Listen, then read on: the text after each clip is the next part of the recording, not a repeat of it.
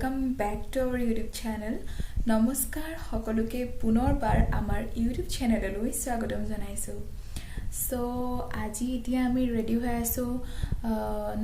বৰদোৱালৈ যাবলৈ আৰু আমি আছো এতিয়া নগাঁৱৰ লক্ষ্মীনগৰত। গতিকে মই নিজে অকলে যোৱাতকৈ ভাবিছো আপোনালোককো অলপমান দেখাম বৰদোৱা। গতিকে এতিয়া আপোনালোক ৰেডি নে? তেন্তে বলক।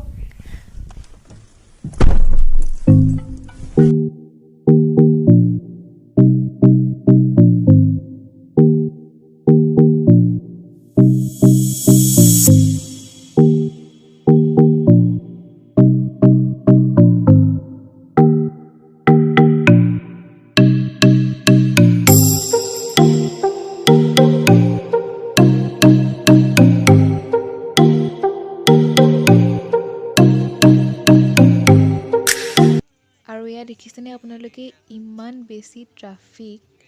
মানে বহুত ভিৰ হৈ গৈছে এই জেগাখনত আৰু আমি 1 ঘণ্টা ধৰি ইয়াতে ফচি আছো গলো আৰু লাষ্টত ফাইনালি ওকে চলো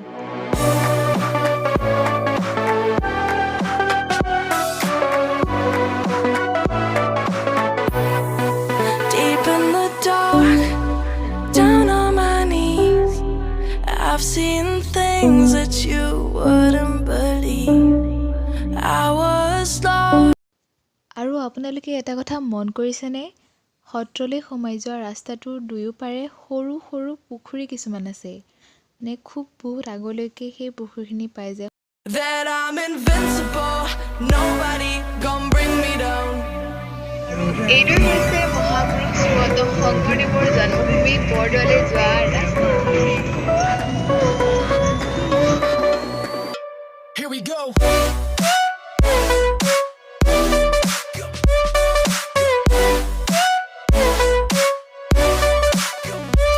আমি পাই গলোহি এতিয়া বৰদোৱাত আৰু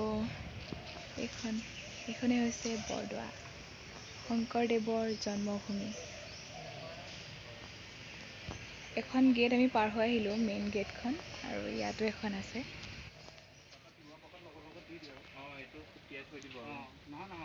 আজি দিয়াটো কাইলৈ ব্যৱহাৰ হ'ব সেইটো ইয়াত তিয়াই থোৱা থাকে এভাগত আহিলো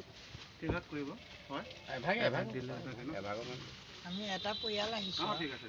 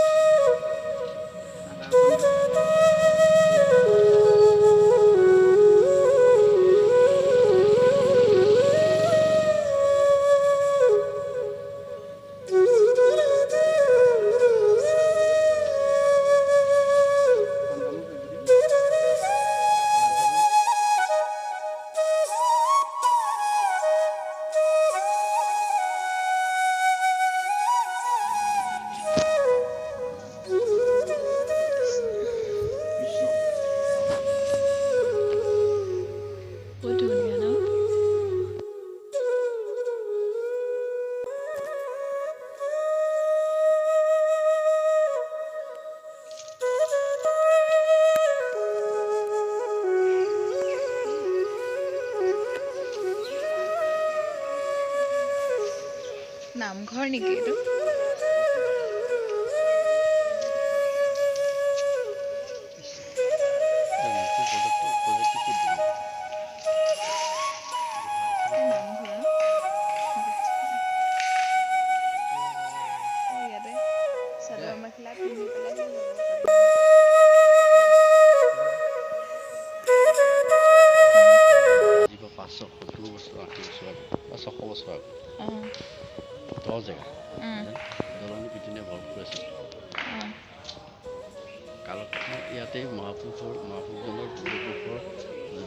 আৰু দেউতাই মোক কৈ আহিছিল যে এই ঠাইখনৰ এই অঞ্চলটোৰ নাম কিয় বৰদোৱা হ'ল বা বটদ্ৰৱা হ'ল অতীজতে ব্ৰহ্মপুত্ৰ পাৰৰ অঞ্চলবোৰ বৰ দ আছিল আৰু বৰ ডুবা বা ডুবাৰে পৰিপূৰ্ণ জলময় ঠাই আছিল সেইটো কাৰণে মানুহৰ মুখত পৰি অঞ্চলটোৰ নাম বৰদোৱা হ'ল বুলি মানে কোৱা হয় আৰু তেনেকৈ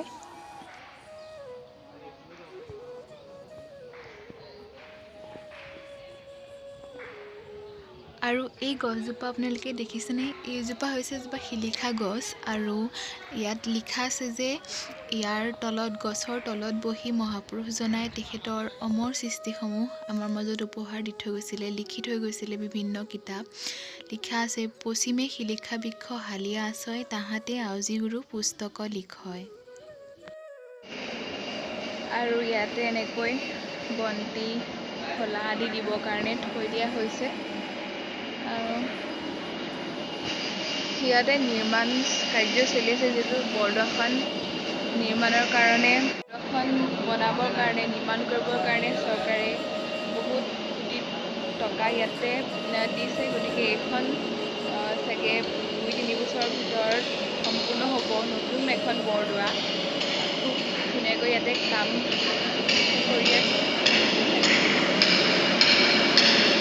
এয়া এইফালে কাম কৰি আছে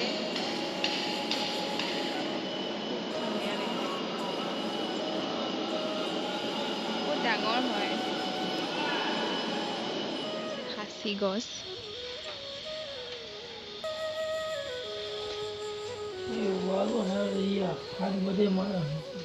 কি কৈছে অঁ ঠিক আছে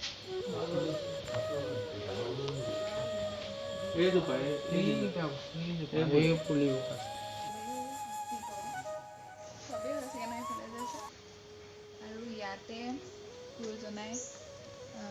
লিখিছিলে ন ইয়াৰ পাতত সাঁচি গছৰ পাততে লিখিছিলে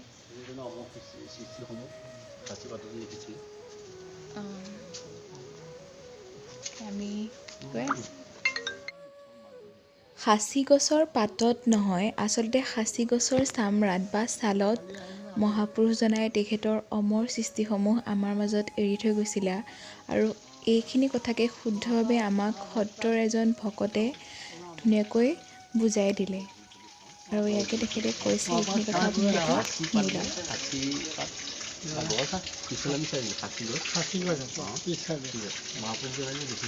সাঁচি গছৰ বাকলিত গুৰুজনে শাস্ত্ৰ লিখিছিল শাস্ত্ৰ ভাগত মানে যি হয় লিখিছিল অমূল্য শিলিখা চিয়াহী সাঁচি পাতৰ পাতখিনি সৰু দেখিছিল সাঁচি পাতটো সাঁচি চামৰাত লিখিছিল পাতত নহয় চামৰাত এই গৰুৰ মুঠ হয় আৰু মানে শিলিখা মিক্স কৰি সেয়া হ'ল চিয়াহী সেই তাৰে লিখিছিল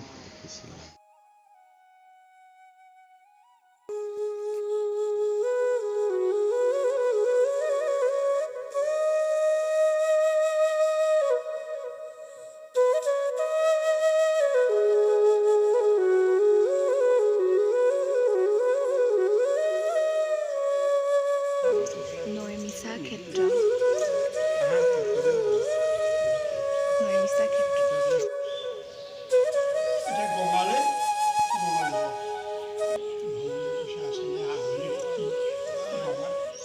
গুৰুজনাই এই স্থানতে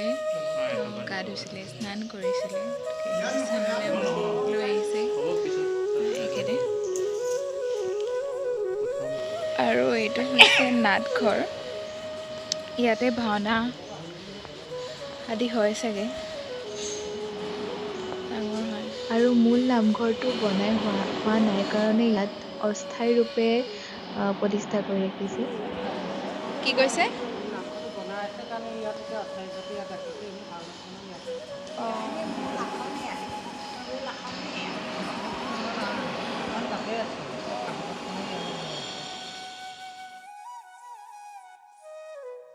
গুৰুৰ ব্যৱহৃত পাটনাত মহাপুৰুষজনাই এইটো কুঁৱাৰ পৰাই পানী ব্যৱহাৰ কৰিছিলে আৰু এইফালে আছে বৰদোৱা সংগ্ৰহালয়